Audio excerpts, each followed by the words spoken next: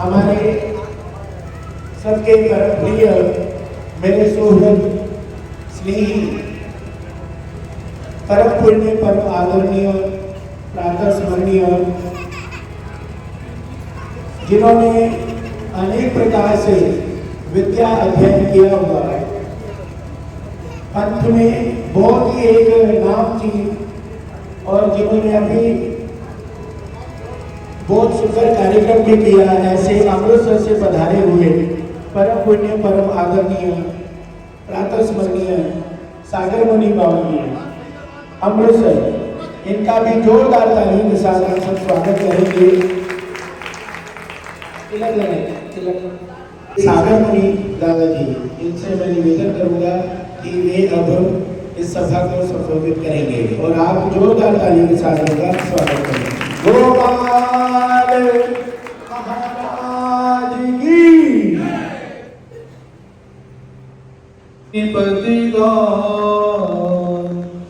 जीवा सदा दुखितान दद्रेयो प्रतिमा परवश मूर्ति बड़ा कैवल्या ध्वनि नाग देव प्रवर पांत कृतोयेन स देवश्चक्रधर शरण्ये शरणो नान्तं निशम्पातु मां।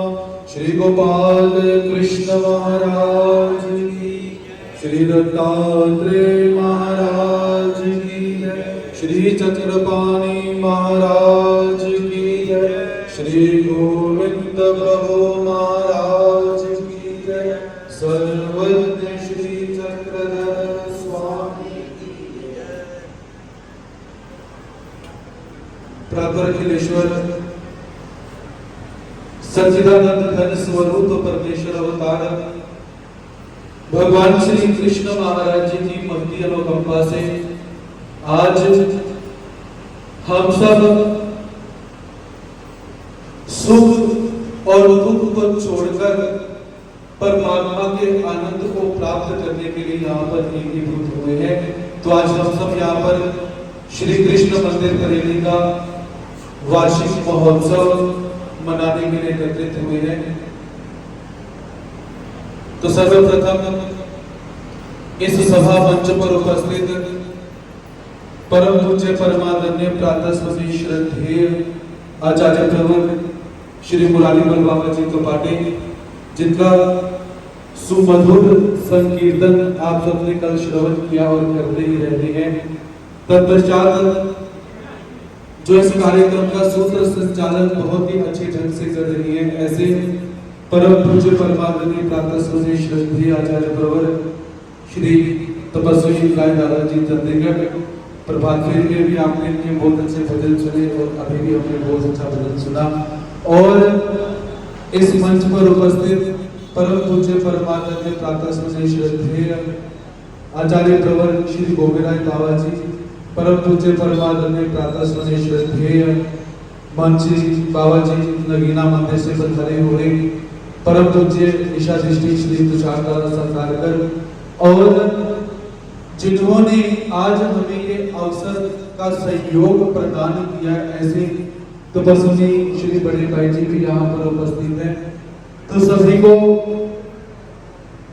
दंडवत प्रणाम करता हूँ, जय श्री कृष्ण सादर करता हूँ। परमात्मा मुझे निमित्त मात्र बनाते हुए आपको क्या बदलाने का प्रयास करेंगे ये मैं अभी तक नहीं जानता हूँ, लेकिन अपनी दग्धायमान अंतःकरण को हम शांत अवश्य करेंगे, क्योंकि हम सब किसी न किसी व्यथा से, किसी न किसी व्याधि से, मानसिक पीड़ा हो, शारीरिक पीड़ा हो या कैसी भी कोई पीड़ा हो, हम सब दुखी हैं। तो आज हम परमात्मा के दरबार में अपने आप को शांत करने के लिए आए हैं। तो आइए कुछ समय के लिए भक्ति रस के अंदर हम प्रवाहित हो गए। श्री कृष्णा कृष्णा गोविंद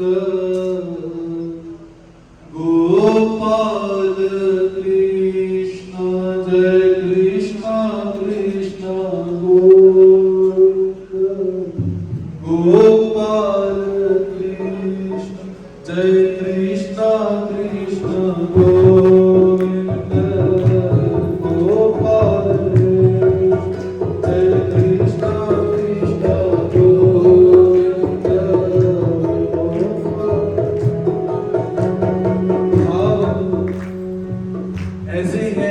कि परमात्मा का नाम है कृष्ण, और संस्कृत में जब हम संबोधन करते हैं तो कृष्ण का कृष्णा अवश्य बन जाता है। इसलिए परमात्मा से जुड़ने का एक साधन परमात्मा का नाम मेरे साथ अवश्य गायन कीजिए।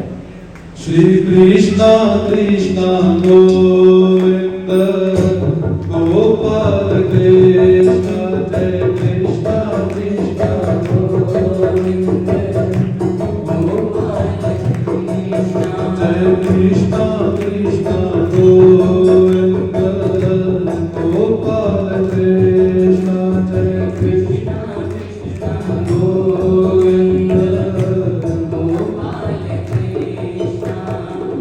गोपाल कृष्ण जय गोविंद कृष्ण गोपाल कृष्ण जय गोविंद कृष्ण गोपाल कृष्ण जय गोविंद कृष्ण गोपाल कृष्ण जय गोविंद कृष्ण कृष्ण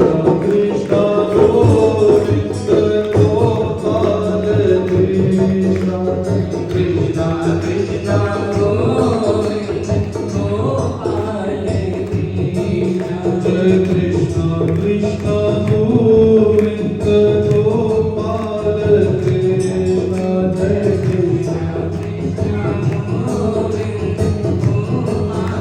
कृष्ण कृष्ण गोविंद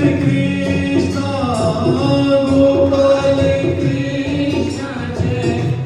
कृष्ण कृष्ण गोविंद गोपाल कृष्ण जय कृष्ण कृष्ण गोविंद गोपाल कृष्ण जय गोविंद कृष्ण गोपाल कृष्ण जय गोविंद कृष्ण गोपाल कृष्ण जय गोविंद कृष्ण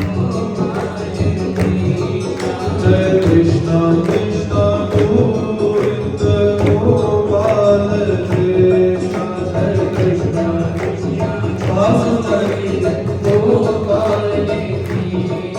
जय गोविंद कृष्ण कृष्ण गोविंद गोपाल कृष्ण जय कृष्ण कृष्ण गोपाल कृष्ण जय कृष्ण कृष्ण गोविंद गोपाल कृष्ण जय कृष्ण कृष्ण गोविंद गोपाल कृष्ण जय गोविंद कृष्ण गोपाल कृष्ण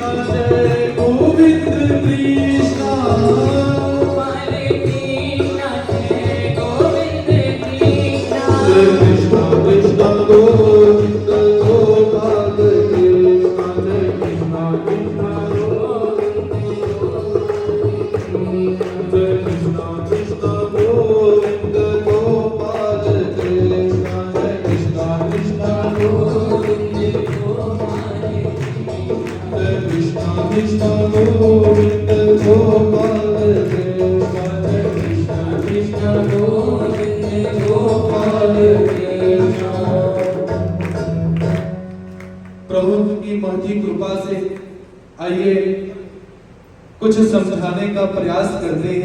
दर्शन और क्रिया, इन चार तत्वों के विषय से हम ज्ञान को प्राप्त करेंगे। कारण प्रचार और प्रसार बहुत अधिक हो रहा है, किंतु जीवन में जो उपलब्धि प्राप्त होनी चाहिए वो उपलब्धि आज तक हमें प्राप्त नहीं हो पाई। जो स्वाध्याय हमें प्राप्त होना चाहिए वो स्वाध्याय हमें आज तक प्राप्त नहीं हो पाया। उसका कारण कि सबसे पहले हम सब बोलने के अंदर रुचि रखते हैं, लेकिन हमारे शास्त्रकार कहते हैं श्रवणम, सबसे पहले सुनिए। गुड स्पीकर आप अच्छी तरह से बन जाओगे, लेकिन गुड लिसनर बनना बहुत जरूरी है।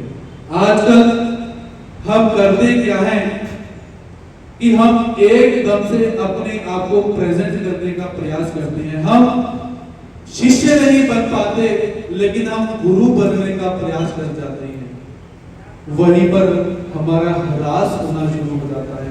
हम परमात्मा की तरफ बढ़ते बढ़ते हम पीछे आ जाते हैं। इसीलिए हमारे शास्त्रों में 9 प्रकार की भक्ति का वर्णन किया गया है, जिसमें सबसे पहले शास्त्रकार कहते हैं कि सुनो श्रवणम, सुनने की आदत डालो। जब आप सुनने की आदत डालोगे तो उसकी उपलब्धि क्या होगी? हमारे जीवन के अंदर, हमारे जीवन में पीस आएगा, पेशेंस आएगी। की आदत नहीं, जिसके कारण ना तो पीस हमारे पास है, अर्थात शांति हमारे पास है, और ना ही हमारे अंदर पेशेंस है, उद्यत हो जाते हैं। इसीलिए एक बार किसी एक गांव के अंदर भगवान का नाम श्रवण करने के लिए सप्ताह का आयोजन किया गया तथा व्यास वहां पर आए और 7 दिन तक भगवान जी के नाम से, ज्ञान से सारी संगत को प्रबोधित करते रहे, प्रबोधन करते रहे। समारोह के सत्र प्रारंभ हुआ। अंतिम सत्र में कथा व्यास ने सभी भक्तों से निवेदन करा, श्रोताओं से निवेदन करा कि श्रोताओं, आज हमारी कथा का अंतिम दिवस है और जिस गुरु से हम शिक्षा ग्रहण करते हैं उसे गुरु दक्षिणा देनी चाहिए, ऐसा विधान कहा जाता है। तो आज मैं आप सबसे गुरु दक्षिणा मांगता हूं। तो सभी भक्तों के मन में क्या आया कि गुरु जी ने 7 दिन कथा तो कह दी, अब लगता है कथा की पेमेंट मांगने लगे हैं। बिना पैसे के कौन काम करे? तो और हमारी बुद्धि भी कैसी है? लो लेवल की। अच्छा बाद में सोचेंगे, बुरा पहले सोचेंगे। किंतु जो कथा व्यास थे, संत थे, उन्होंने निवेदन किया कि मुझे जो सोच रहे हैं वो उसकी आवश्यकता नहीं है, क्योंकि हम परमात्मा के राजकुमार हैं और राजकुमारों के पास सब कुछ होता है। तो संत ने निवेदन किया कि आज कथा की समाप्ति है, तो मैं आप सबसे एक वस्तु मांगता हूं। वो वस्तु क्या थी?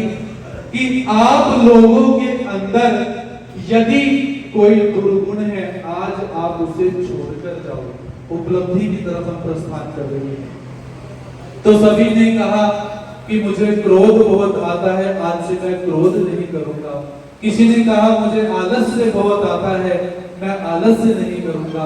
किसी ने कहा कि मुझे निंदा चुगली करने की आदत है, मैं निंदा चुगली नहीं करूंगा। इस प्रकार सभी ने गुरु दक्षिणा के रूप में संत को कुछ ना कुछ दे दिया। सांझ का समय हुआ तो संगत ने गुरु जी से निवेदन करा कि गुरु जी, सबने कुछ ना कुछ छोड़ दिया, लेकिन हमारे इस गांव के जो मुखिया हैं, जो सेठ जी हैं, ना तो वो कथा सुनने के लिए आए और ना ही उन्होंने कुछ त्याग किया। तो आप उनके घर चलिए, उनसे भी कुछ निवेदन कीजिए। संत हैं, सहज स्वभाव के हैं, सरल हैं। भक्तों के साथ सेठ जी के घर गए। सेठ जी को कहा कि सप्ताह चल रहा था, आप आए नहीं। सेठ जी कहते काम में व्यस्त था। कोई बात नहीं। गुरु जी ने कहा कि कथा की समाप्ति पर प्रत्येक व्यक्ति ने कोई ना कोई व्रत धारण किया, कोई ना कोई अपना दुर्गुण त्यागा। आप भी कोई व्रत को धारण कीजिए, तभी मुझे संतोष होगा कि मैंने कथा कही। अब सेठ जी दुविधा में पड़ गए कि क्या त्याग करूं, और यदि त्याग नहीं करूंगा इंसल्ट हो जाएगी। तो सेठ जी कहते हैं कि गुरुजी, मेरे घर के सामने एक कुम्हार रहता है और आज से मैं नियम धारण करता हूं कि जब तक मैं उस कुम्हार का मुख नहीं देखूंगा तब तक मैं जल अन्न का ग्रहण नहीं करूंगा। अब कुछ लोग कहना ही था। खैर संत ने कहा, गुरुजी ने कहा मेरी लाज रखी गई, और सेठ ने कहा भाई मेरी भी लाज रखी गई, गुरुजी चले गए। अब सेठ ने एक नियम धारण किया कि प्रतिदिन कुम्हार का मुख देखना, फिर उसके बाद अन्न और जल को ग्रहण करना। नियम धारण हुआ। करते करते 12 साल बीत जाते हैं। एक दिन सेठ जी किसी कार्य निमित्त बाहर गए हुए हैं, पूरा दिन काम करके वापस आए, थके हुए हैं, पसीना आया है। पत्नी कहती लीजिए पानी पीजिए। सेठ कहते नहीं, मुझे एक काम है। मन में भाव कि 12 साल तक जिस नियम का पालन किया, आज नियम क्यों तोड़े।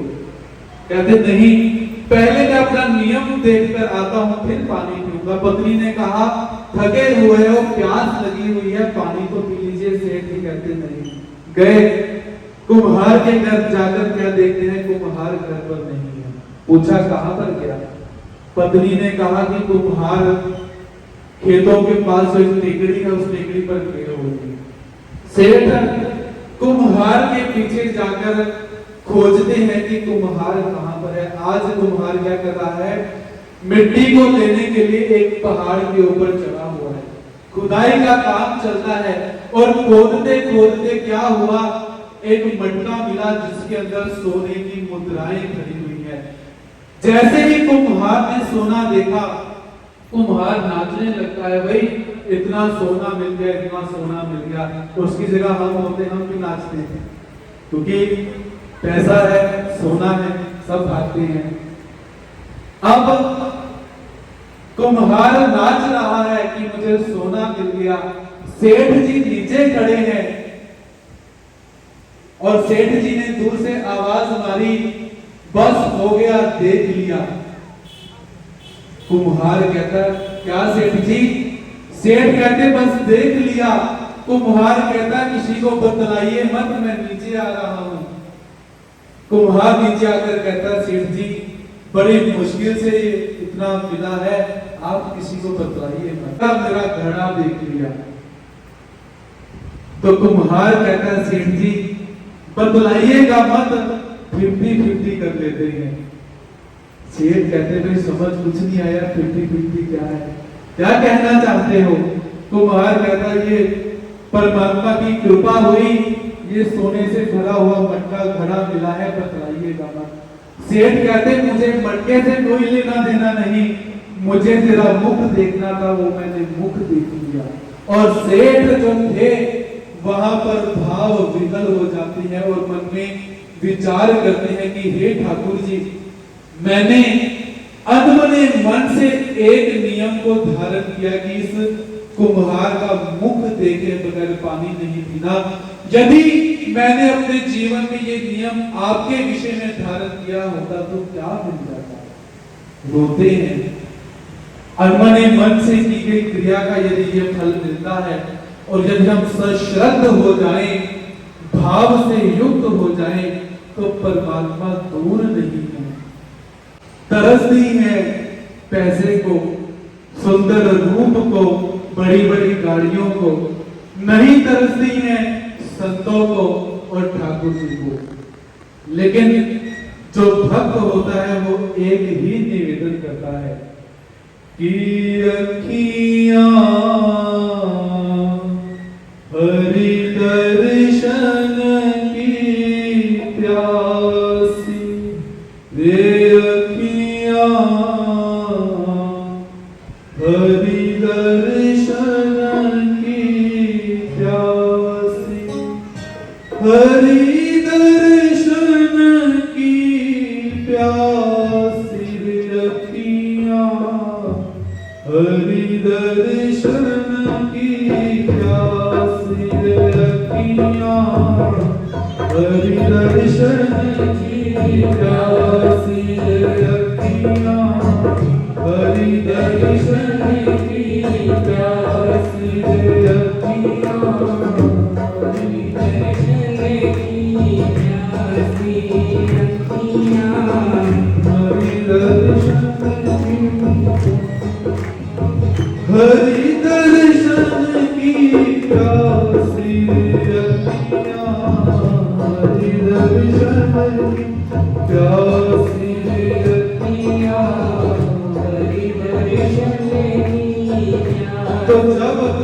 हम अपने जीवन में श्रवण कर जाते हैं और सत्संग में आना प्रारंभ करते हैं, श्रवण के माध्यम से हमें दर्शन हो जाता है परमात्मा का।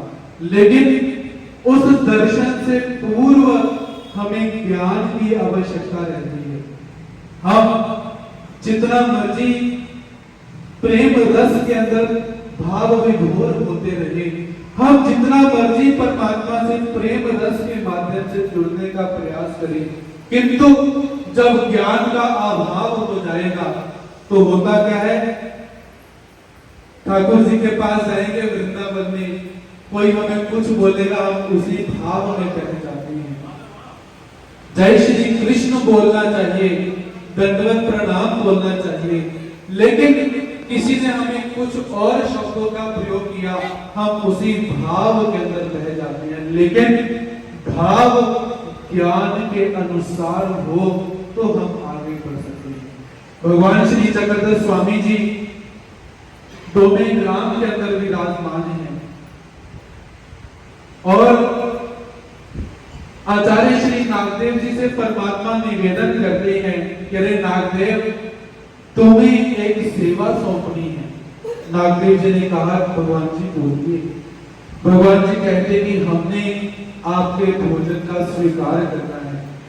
नागदेव जी इतनी बात को सुनकर कृत्य हो गए कि आज परमात्मा स्वयं मुझे कहते हैं कि मैंने भोजन का स्वीकार करना है। आप लोग श्रीमद् भगवत गीता पढ़ते हो? बिल्कुल जीरो रिस्पॉन्स। हम अपने आप को बाहर से क्या कहते हैं कि हम जय कृष्णी हैं, भगवान श्री कृष्ण महाराज जी के उपासक हैं, हमारा पंथ सनातनी पंथ है। और जब पूछा जाए गीता पढ़ते हो, बिल्कुल रिस्पॉन्स नहीं। रिस्पॉन्स कैसा होना चाहिए कि हाँ गुरुजी हम पढ़ते हैं गीता। और भगवान जी गीता में क्या कहते हैं कि कर्म अकर्म और विकर्म, कर्म अर्थात अच्छे कर्म करोगे तो बंधन प्राप्त हो जाएंगे, अकर्म बुरे कर्म करोगे तो नरक प्राप्त हो जाएंगे। फिर कौन से कर्म बचे जो परमात्मा तक लेके जाते हैं? वो कर्म है विकर्म अर्थात विशेषण कर्म, जिसे निष्काम कर्म कहा जाता है। अब हमारे शास्त्रकार कहते हैं कि अहेतुक भूत भजन ज्ञाना प्रतिसाधन, और अहेतुक क्रिया ते विद्यावंता सीची घड़े ईश्वर गढ़ती चरित्रे, कि जो निष्काम क्रिया है वो हमको आपको घड़ ही नहीं सकती। वो किसे कर सकती है? जो विद्यावंत रहते हैं। अब परमात्मा बार बार कहते हैं कि निष्काम कर्म करो, निष्काम कर्म करो, और हमारे पक्षकार कहते हैं वो तो विद्यावंत को ही घटित हो सकती है, तो करें क्या? लेकिन परमात्मा कहते हैं ईश्वर घड़ती चरित्रे। जब परमात्मा अपनी लीला करने में उतर आते हैं तो निर्हेतुक क्रिया अपने आप घट जाती है। आज परमात्मा नागदेव से निवेदन करते हैं कि जाओ 6 दाम तुम्हारे पास है, जाकर उनसे कुछ राशन लेकर आओ, पूजा का सामान लेकर आओ, हम तुम्हारी क्रिया को स्वीकार करना चाहते हैं। निवासा की तरफ प्रस्थान करते हैं। अब भगवान जी ने नागदेव जी को भेज तो दिया, लेकिन मन से एक इच्छा पैदा हो रही है, प्रवृत्ति पैदा हो रही है। वो प्रवृत्ति क्या थी? ज्ञान देने की। परमात्मा उभयदर्शी अवतार जीवों का उद्धार करने का व्यसन का स्वीकार किया और अंदर से तड़बड़ हो रही है कि किसी को मैं ज्ञान बतलाऊं। और पास में प्रहलाद पायसा नाम की एक भक्तानी बैठी हुई है, जो कि वृद्ध है। समझाए तो कुछ समझ नहीं आ सकता, लेकिन इच्छा है बतलाऊं। और परमात्मा बार बार कहते हैं कि नागदेव क्यों नहीं आया, नागदेव क्यों नहीं आया। उठते हैं, उच्च मड़ के ऊपर जाते हैं, फिर देखते हैं निवासा की तरफ नागदेव क्यों नहीं आया। और फिर वापिस आकर प्रहलाद पायसा को कहते हैं कि माता, क्या तुम जानती हो परमात्मा कैसे है? अब वो बूढ़ी माता कहती, भगवान जी मैं क्या जानूं, आपका ब्रह्म विद्या ज्ञान आचार विचार शास्त्र मैं भला क्या जानूं। भगवान जी फिर उठे, जाकर देखते हैं कि अभी तक नागदेव क्यों नहीं आया। सिंपल सी बात है, लेकिन थोड़ा सा आत्मचिंतन करें। ये भाव हमारे मन में कभी आता है? परमात्मा और संतों के मन में ये भाव अवश्य आएगा कि हम सुनाएं। बाबा जी ने रात को आपको सुनाया, अभी फिर सुनाएंगे, रात को फिर सुनाएंगे, कल फिर सुनाएंगे, शाम को फिर सुनाएंगे और परसों कहीं और फिर सुनाएंगे। क्या हमारे मन के अंदर भाव आया कि कोई गुरुजी आए हमें कब सुनाएंगे? बिल्कुल नहीं। लेकिन परमात्मा उतावले हो रहे हैं। आज फिर भगवान जी वापिस आए। अब प्रहलाद पैसा कहते हैं कि महाराज वो परमात्मा कैसा होता है मुझे बतलाओ तो सही। परमात्मा कहते हैं जानते हो, वो परमात्मा पाषाण का नहीं होता। पाषाण का होगा तो टूट जाएगा। वो परमात्मा मिट्टी का नहीं है, मिट्टी का होगा मिट्टी में पानी डालोगे मिट्टी बह जाएगी। वो परमात्मा वस्त्र का नहीं है, वस्त्र का होगा तो वो फट जाएगा। वो परमात्मा चित्र लिखित नहीं है, चित्र लिखित होगा तो वो परमात्मा मिट जाएगा। वो परमात्मा धातु का नहीं है, धातु का होगा तो घिस जाएगा। वो परमात्मा कैसा है? फिर प्रहलाद भाईसा ने कहा वो परमात्मा कैसा है? भगवान जी फिर कहते हैं कि नागदेव क्यों नहीं आया? क्योंकि ये ज्ञान मैं नागदेव को देना चाहता हूं। फिर उठते हैं, फिर निवासा की तरफ अग्रसर होते हैं, देखते हैं कि रे नागदेव क्यों नहीं आया। वापिस आए और आकर अपना निरूपण प्रहलाद पैसा को कह सुनाया। पैसा माता जी आती है, कहते हैं महाराज ना तो नागदेव यहाँ पर है और ना ही मैं यहाँ पर हूँ, और प्रहलाद पैसा नहीं बूढ़ी, इसको क्या बतला रहे, किसको बतला रहे? तो भगवान जी क्या कहती है कि पैसा एक प्रवृत्ति झाली तरी संभव एकाते निमित्त करोनी बोली जैल उद्धरी जैल। कि हमारी अगर बोलने की प्रवृत्ति हो जाए तो हम खंबे को भी निमित्त करके बोल सकते हैं। आज हमारी सुनाने की इच्छा हो रही है लेकिन सुनने वाला कोई नहीं है। ऐसे है हम सबके बीच में कि हमारी सुनाने की इच्छा है और आपकी सुनने की इच्छा नहीं है। परमात्मा हमारे ब्रह्म विद्या शास्त्र के गूढ़ सिद्धांत का वर्णन करते हैं। नागदेव जी वापिस आए, आते ही भगवान जी कहते कि रे नागदेव इतना विलंब क्यों हो गया? अब नागदेव जी शिष्य थे, सभ्याचारक थे, एकदम से फट से जवाब नहीं दे दिया। ले गुरुजी मैं अगर घोड़े ले गया सी, पैदल गया ही देर तो लगती है। शिष्टाचार भरा था, विलंब भी नहीं हुआ था, लेकिन नागदेव जी कहते हाँ महाराज थोड़ा समय लगे। सामान रखा, हाथ पांव धोए, भगवान जी के पास आए, कहते महाराज एक बात पूछूं? भगवान जी कहते पूछो।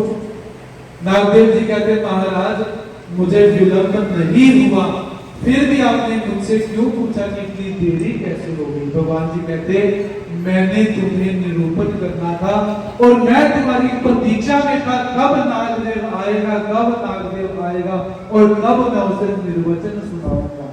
नागदेव जी गदगद हो जाते हैं कि परमात्मा उभरे नरसी अवतार, जीवों का उद्धार करने का व्यसन और मेरी किंकर की प्रतीक्षा कर रहे हैं। मेरे से भाग्यवान और कोई हो ही नहीं सकता है। हाथ जोड़े, दंडवत किया, प्रणिपात किया और भगवान जी से निवेदन करते हैं महाराज कहिए, मैं सुनने के लिए तत्पर हूँ। और भगवान जी पुनः उसे वो सारा का सारा निरूपण, सारा का सारा उपदेश कह सुनाते हैं। परमात्मा भी प्रसन्न हुए, नागदेव जी भी प्रसन्न हुए। अब परमात्मा भगवान जी क्या कहते हैं कि नागदेव रात को अभी हमने तुम्हारा और भोजन स्वीकार करना है। नागदेव जी ने भाई साहब जी को पैसे दिए, भाई साहब जी ने अच्छा जो उत्तम प्रकार का दूध है दूध लाया और रात को भगवान जी को पुनः भोजन किया। अब कहने का भाव, क्या हम कभी उस स्थिति में पहुंच पाएंगे कि परमात्मा हमारी प्रतीक्षा करे? आप लोग अपने दुर्गुण जानते हो, मैं अपने दुर्गुण जानता हूं, मैं भी जानता हूं मैं कैसा हूं। मैं आपको कुछ नहीं बोल सकता, आप मुझे कुछ नहीं बोल सकते। हम अपने विषय में जज, हम अपने जज स्वयं ही हैं। अपना आत्मचिंतन कीजिए कि क्या जिस रास्ते पर हम चल रहे हैं आज, क्या हम परमात्मा तक पहुंच पाएंगे? ये प्रश्न आप सबके लिए। यदि हाँ तो वेल एंड गुड, नहीं तो प्रयास कीजिए। नहीं तो मनुष्याणां सहस्रेषु कश्चित् यदि सिद्धये यदतामपि सिद्धानां कश्चित् मां वेत्ति तत्त्वतः। भगवान जी को प्राप्त करने के लिए हजारों में एक ही सीट रहती है और हमें उस सीट का नंबर नहीं मिलेगा। इसीलिए अपने आप को थोड़ा सा प्रोत्साहित कीजिए, अपना रास्ता चुनिए कि आज हम जिस रास्ते पर चल रहे हैं क्या वो सही है?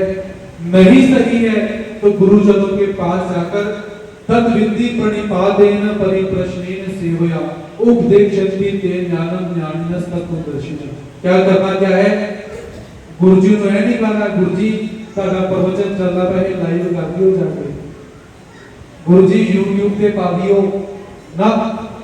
परमात्मा इसकी आज्ञा बिल्कुल भी नहीं देते। अच्छी बात है, भौतिक साधन है, प्रचार होना चाहिए, मैं मना नहीं करता, लेकिन जिसने ज्ञान लेना है उसका रास्ता नहीं है। जो दिक्कत में है, नहीं मंदिर आ सकता है, उसके लिए अच्छी बात है। तो भगवान जी क्या कहते हैं कि तत् विद्धि प्रणिपातेन परिप्रश्नेन सेवया। मंदिर जाइए। कितने लोग रोज मंदिर आते हैं? 1 2 और 3 बहुत है। भगवान जी के पास एक नागदेव पर यहाँ 3 है, बहुत है।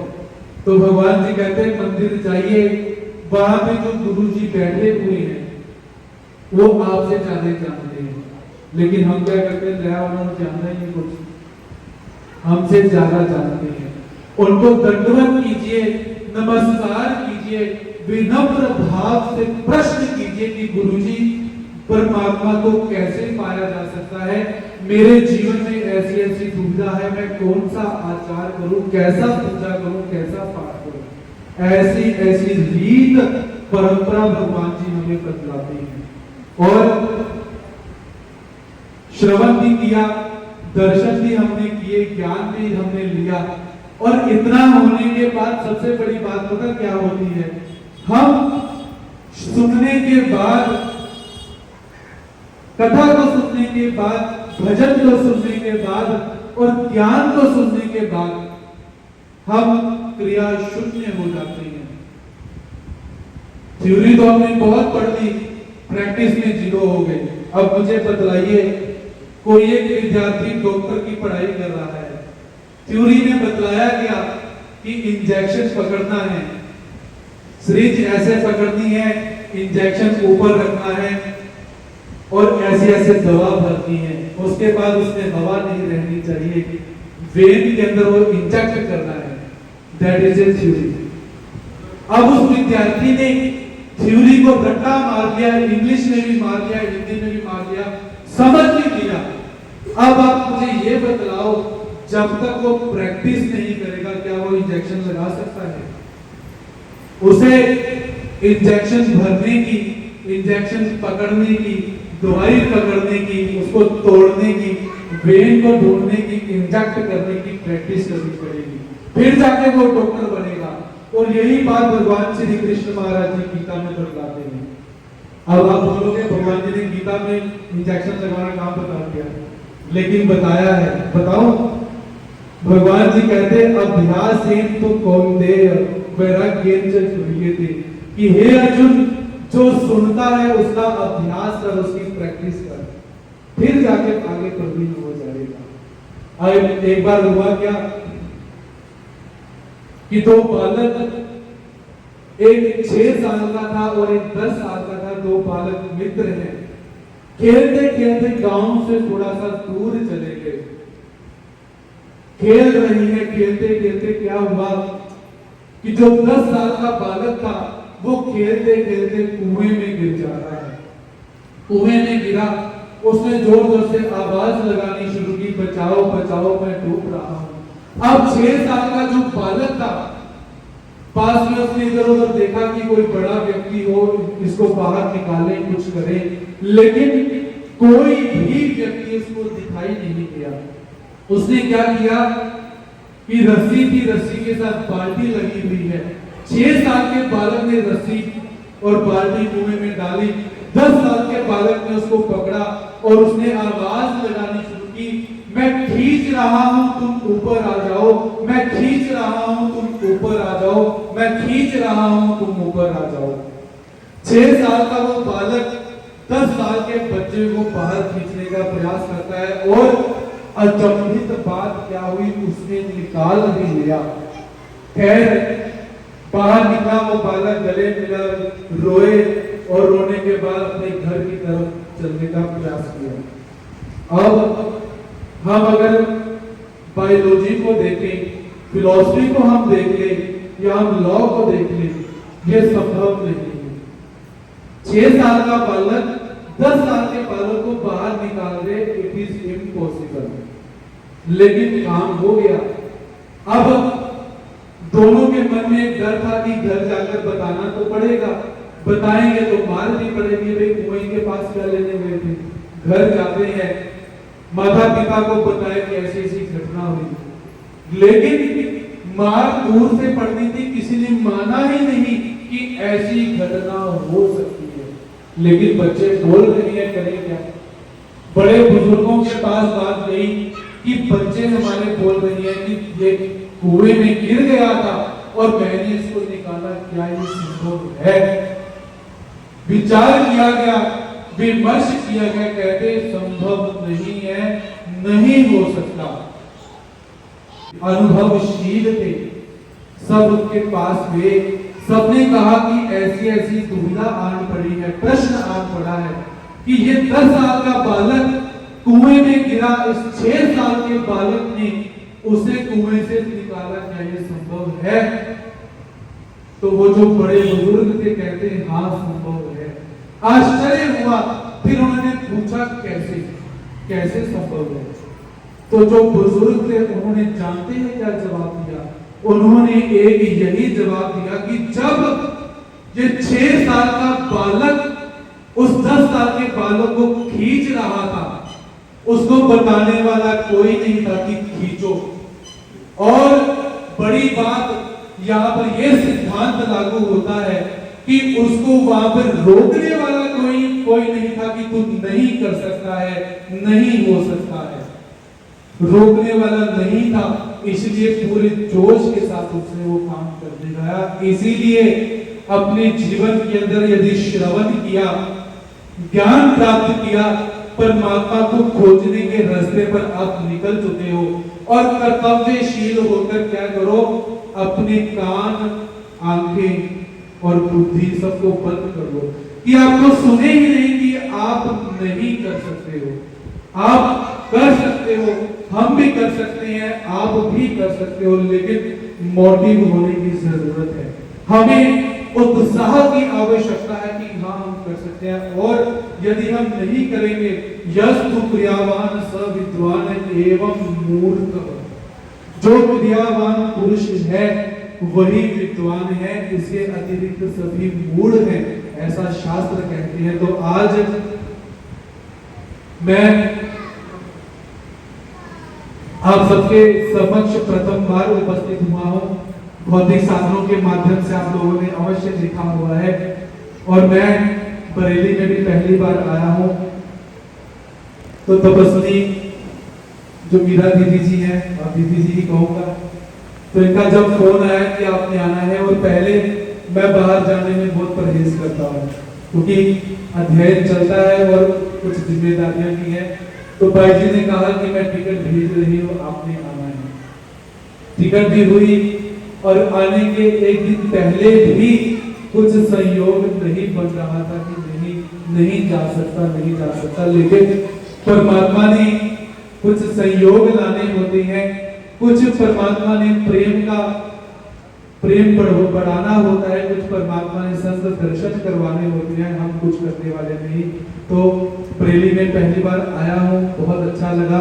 और सबसे बड़ी बात क्या है, आप लोगों जैसे सुबह से और कल से सेवा कर रहे हो, आपका सेवा का भाव मुझे बहुत अच्छा लगा हुआ है।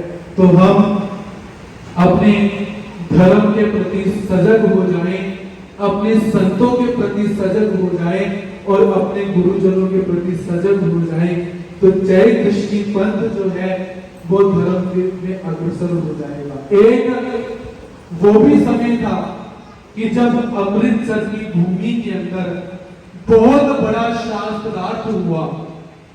हमारे परम पूज्य परम आदरणीय प्रातः स्मरणीय केवल्यवासी आचार्य प्रवर मुकुंद दास जी आराध्य और हमारे जो बड़े भाई जी हैं, इनका नाम भी क्या है, तो भाई जी का हम नाम नहीं लेंगे, यहाँ पर हमें अनुमति नहीं है, लेकिन भाई जी के नाम के पीछे भी आराध्य लगता है। तो परंपरा आपको बतलाता हूं कि अमृतसर की भूमि के अंदर बहुत बड़ा शास्त्रार्थ हुआ था। जिस परंपरा से भाई जी हैं, जिस परंपरा से ये मंदिर यहाँ पे चल रहा है, उसी परंपरा का अनुसरण मैं अमृतसर में कर रहा हूँ। खैर मैं आराध्य तो नहीं हूँ, मैं साधारण ही अच्छा हूँ, मेरे गुरु जी का आशीर्वाद मेरे ऊपर है, तो उसी परंपरा का अनुसरण यहाँ पे कर रहा हूँ।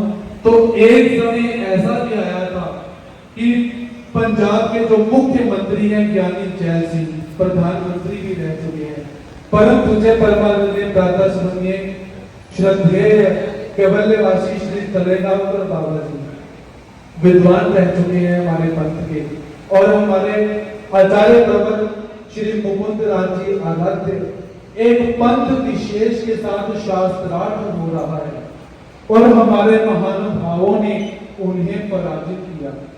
और उस समय महानुभाव पंथ का जय हो, जय दृष्टि पंथ का जय हो, पूरे पंजाब में जय घोष हुआ था। आज क्यों नहीं होता? क्योंकि हम सोशल हो चुके हैं। स्पिरिचुअल होने की बजाय हम सोशल और प्रोफेशनल होने की कोशिश करते हैं। भगवान को नहीं चाहिए, भगवान को भक्त चाहिए, भगवान को प्रोफेशनलिटी नहीं चाहिए। भगवान जी कहते हैं भक्त हो, सीधा हो, सादा हो, सरल हो। टेढ़ा कोई भी हो सकता है, सीधा होना मुश्किल है। इसीलिए आत्मचिंतन कीजिए। यदि मेरे कुछ शब्द समझ आए हो तो आज से अपने जीवन में धारण कीजिए। कुटिलता को छोड़कर सरल होने का प्रयास कीजिए। घर में हो, अपने काम काज में हो, मंदिर में हो या कहीं पर भी हो, आपको लगे कि ये टेढ़ा रास्ता है, मैंने नहीं चलता, मैंने बिल्कुल सीधे और स्पष्ट रास्ते से जाना है। बस दो ही चीजें हैं परमात्मा तक पहुंचने के लिए, कि मैंने कुटिलता का बर्ताव नहीं करना है। जब हम अपने जीवन में छोटी छोटी बातों को धारण करेंगे तो परमात्मा हमसे दूर नहीं है। हम भी, मुझे भी आशा है कि मैं भी कभी नागदेव जैसे स्थान पर पहुंच पाऊं। आशा ही रख सकते हैं, कर्तृत्व हमारा इतना नहीं है, लेकिन आशा के ऊपर, आस के ऊपर हम सब चल रहे हैं। तो आज अपने भावों को व्यक्त करते हुए कुछ प्रेरणा अगर आप लोगों को मिली हो तो ग्रहण कीजिए, नहीं मिली हो तो मैंने अपने कर्तव्य का वहन किया हुआ है और अपने कर्तव्य पथ पर वहन करते हुए आप सबसे विदा तो नहीं चाहूंगा, तब तक यहीं पर है। तो आगे कार्यक्रम को अग्रसर करते हैं। सभी को जय श्री कृष्ण। श्री गोपाल कृष्ण महाराज की